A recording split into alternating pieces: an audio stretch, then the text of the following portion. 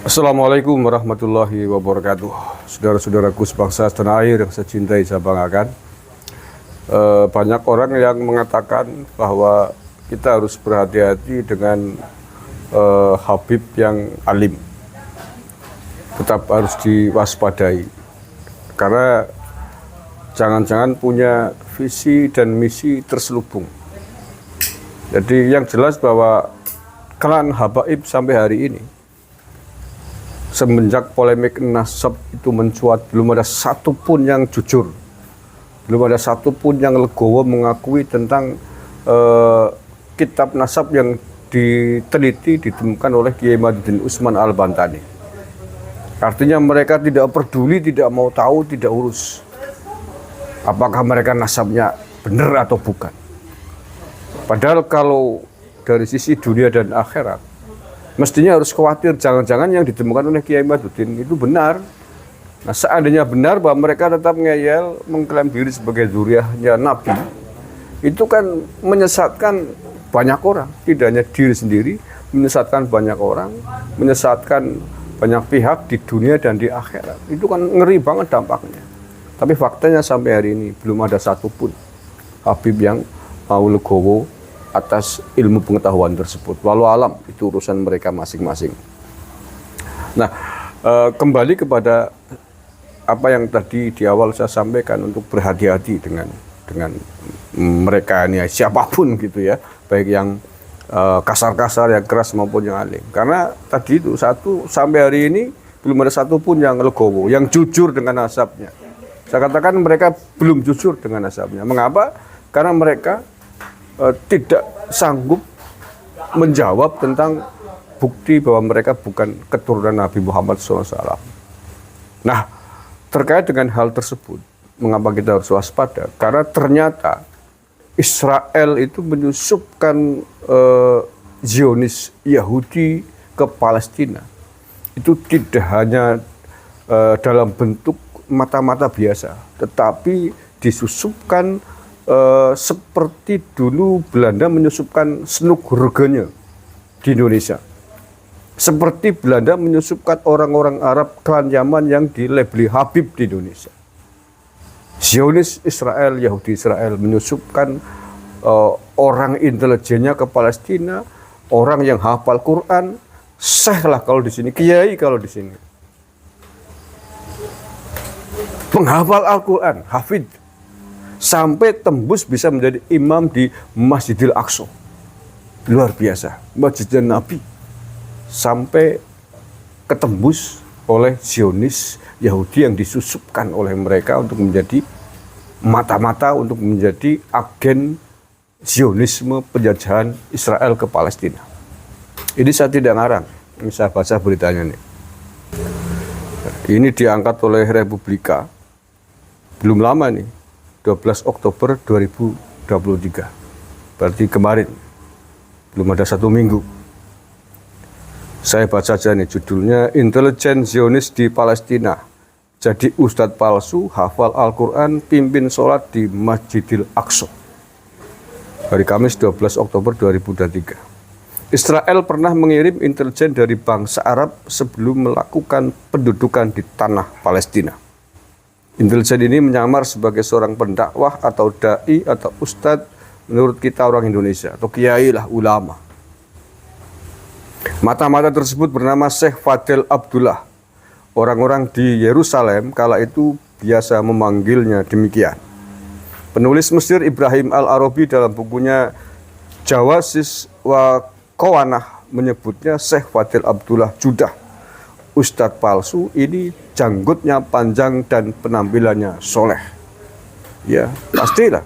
Janggutnya panjang, penampilannya soleh, jubahnya juga mungkin panjang. Ya. Disemir juga mungkin jenggotnya, walau alam. Di pertengahan abad ke-19, organisasi Zionis Israel mencari imigran Yahudi yang bisa bahasa Arab untuk memata-matai sekaligus berbaur dengan masyarakat Palestina dan Arab. Seleksi mata-mata Yahudi ini dipilih dengan sangat hati-hati dan ketat. Ada beberapa variabel yang digunakan. Antara lain berasal dari Arab, pernah menghabiskan waktu panjang di negara-negara Arab, menguasai bahasa Arab, dan berbicara dengan dialek daerah tempat mereka dilahirkan. Mata-mata ini adalah bagian dari unit Arab Angkatan Bersenjata Palmah. Ini adalah kekuatan militer yang berafiliasi dengan organisasi Zionis Haganah yang nantinya akan menjadi inti tentara Israel. Saya lanjutkan. Perekrutan dan pelatihan mata-mata ini dimulai bertahun-tahun sebelum tahun Nakba. Mereka dilatih pada saat situasi masih tenang sebelum terjadi perang. Selama itulah mereka keluar masuk kota-kota Arab di sekitar Palestina dan mempelajari dialeknya. Mereka juga mempelajari apa yang bisa dilakukan untuk menipu orang-orang dan apa yang tidak. Mereka mengumpulkan informasi untuk Badan Intelijen Yahudi sebagai persiapan bertempur pada tahun 1948.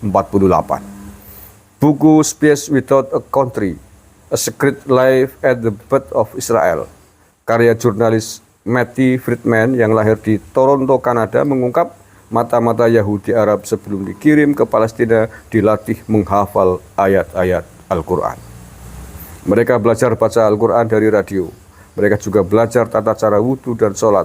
Disebutkan pula bahwa Syekh Fadil Abdullah hafal Al-Quran beserta tafsir dan ilmunya.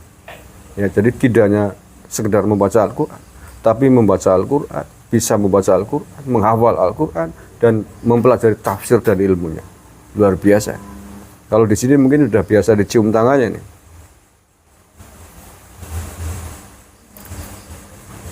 Zionis melatih imigran Yahudi dari Arab supaya bisa menghafal Al-Quran, ajaran dan syariat Islam. Syekh Fadil Abdullah adalah salah satu mata-mata yang dilatih menghafal Al-Quran, ajaran dan hukum agama Islam. Setelah itu barulah dia dikirim ke Yerusalem, Palestina pada tahun 1946. Selama di Palestina, Syekh palsu ini menjalani aktivitas memimpin sholat di Masjidil Aqsa. Na'udzubillah min dzalik, di masjid paling suci yang dimiliki oleh Islam. Kemasukan oleh Zionis Yahudi Israel menjadi imam masjid. Siapa yang tidak percaya? Mungkin kalau di Indonesia ini levelnya sudah di atas Habib yang paling suci. Karena sampai bisa nembus menjadi imam di Masjidil Aqsa itu berarti kan sangat dipercaya di sana. Tidak tahunya adalah mata-mata Yahudi. Kala itu orang-orang Muslim Yerusalem berkumpul di sekelilingnya dan menyampaikan pertanyaan seputar agama Islam. Fadil kemudian akan menjawab pertanyaan-pertanyaan mereka dan memberikan nasihatnya tentang urusan hidup mereka sesuai dengan ajaran Islam. Bahkan setiap habis sholat, Syekh palsu tersebut mendoakan para mujahidin di Palestina, memotivasi mereka untuk berperang dan berjihad, serta mendoakan kemenangan mereka atas musuh-musuh mereka Yahudi dan Inggris. Luar biasa. Mereka mendoakan mujahid-mujahid Palestina dan mengobarkan jihad perang melawan musuh-musuh Palestina. Tetapi faktanya itu adalah hanya kamuflase agar dianggap sebagai bagian dari mereka.